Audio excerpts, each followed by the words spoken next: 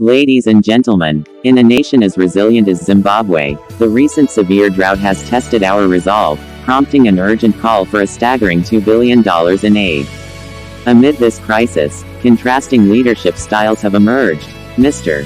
Chamisa has vocally criticized President Munangagwa for delays in declaring natural disasters, underscoring the critical need for swift action in times of adversity.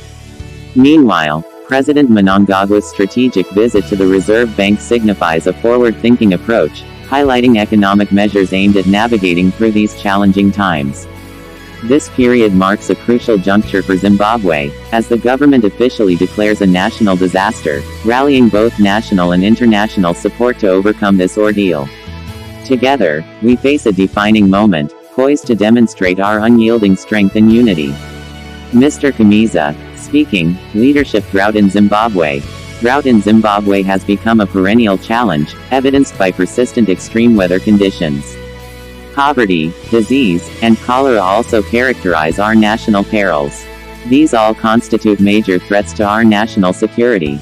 It's like we're stuck in a time loop since 2007-2008. This points to leadership failure. Declaring a state of emergency after the fact is too little, too late, lame and lacking. We've ignored warnings from experts, including the UN, WHO, WFP, and our own meteorological teams, who gave these warnings more than a year ago. Our lack of preparedness shows that the drought of leadership and strategy is our biggest drought hazard. We've got dams, but they're underdeveloped, silting up with no desilting plans. We have too many undeveloped dam sites. We lack the right water harnessing and harvesting plans. Other countries with less rainfall manage better. With the right leadership and proper governance, Zimbabwe would be evergreen. We have a great deal for Zimbabwe, the Green Agenda Revolution. Climate-smart solutions need a proactive strategy, not reactive policy. Our water systems and land use need effective management for preservation and sustainability. Declaring disaster late is no solution.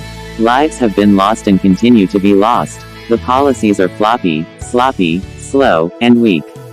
We're ready to provide the leadership that acts, not reacts. We must resolve the drought of leadership.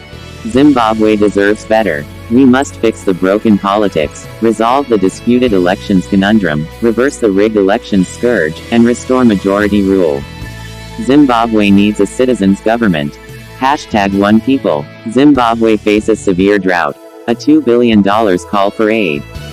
Zimbabwe declares national disaster amid drought crisis. Zimbabwe's president, Emmerson Mnangagwa, has officially declared a national disaster in response to the severe drought that has gripped the country. In a recent statement, Munangagwa emphasized the dire need for $2 billion to combat the significant hunger issues caused by low rainfall, which has led to a catastrophic loss of approximately half the maize crop. This agricultural devastation has not only resulted in soaring food prices but has also placed an estimated 2.7 million Zimbabweans at risk of severe hunger. This declaration comes as neighboring countries Zambia and Malawi face similar drought-induced challenges, highlighting a regional crisis that some fear could be the worst in decades. The World Food Programme has raised alarms over the critical level of food insecurity affecting 13.6 million people across southern Africa, a situation exacerbated by the current drought. Mnangagwa's administration has prioritized securing food for the nation, vowing that no Zimbabwean should suffer or die from hunger. This crisis unfolds against the backdrop of Zimbabwe's ongoing struggle with high inflation, predominantly driven by escalating food prices. Additionally, the drought, partly attributed to the El Nino weather phenomenon, has severely impacted electricity production, given the country's reliance on hydroelectric power. Historically known as the breadbasket of southern Africa, Zimbabwe has faced increasing challenges over recent years, with severe droughts affecting both crop and cattle production.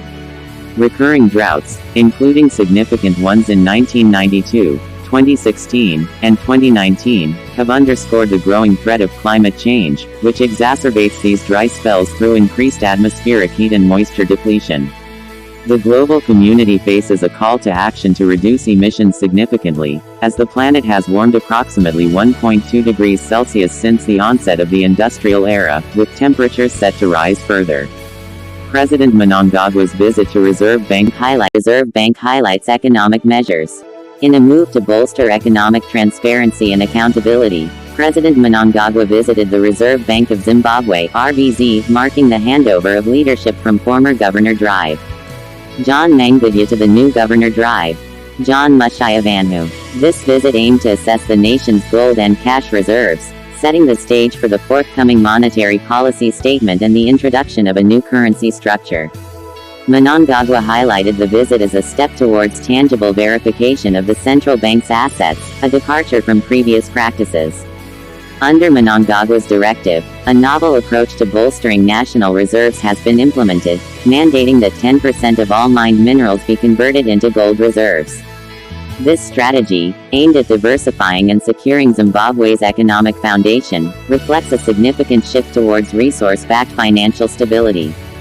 The president's actions signal a robust effort to navigate the country through its current economic and environmental challenges, underscoring a proactive stance towards both financial reform and crisis management in the face of ongoing drought impacts.